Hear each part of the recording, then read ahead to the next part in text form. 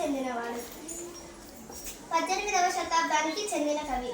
శేషప్ప కవి రచించిన శతకాలలో నరసింహ శతకం ఒకటి. ఇది సీస పద్యాలలో రచించబడిన ద్విపాద మకుట శతకం. పద్యం. లోకమందెవడైనను విమానమునున్న భిక్షమట్టికి చేత బెట్టలేడు. తాను బెట్టకయున్న తగువు పుట్టదు గాని ఎరులు బెట్టగా చూచి ఓర్వలేడు.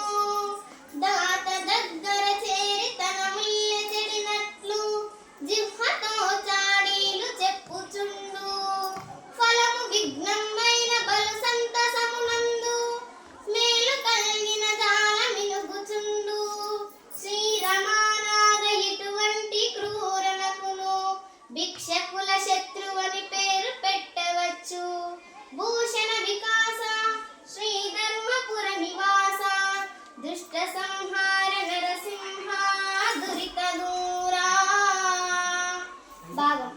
వివిధములైన ఆభరణములచే ప్రకాశించే శ్రీ ధర్మపుర నివాస, మా పాపాలను దూరం చేసి దుష్టులను శిక్షించే శ్రీ నరసింహ ప్రభు, ఈ లోకంలో ఉన్న పిసినారి యాచకునికి ఒక గింజ కూడా విదిలించడు సరే కదా.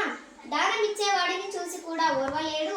తాను దానం చేయకపోయినా పెద్ద ప్రమాదమేమీ లేదు, కానీ దాన గుణం గలవాని చెంతకు చేరి తన డబ్బు మూటేదో తరిగిపోతున్నట్లు దానం చేయకుండా ఆ దాతకు కూడా లేనిపోని చాడీలు చెప్పి దానం చేయకుండా చూస్తాడు.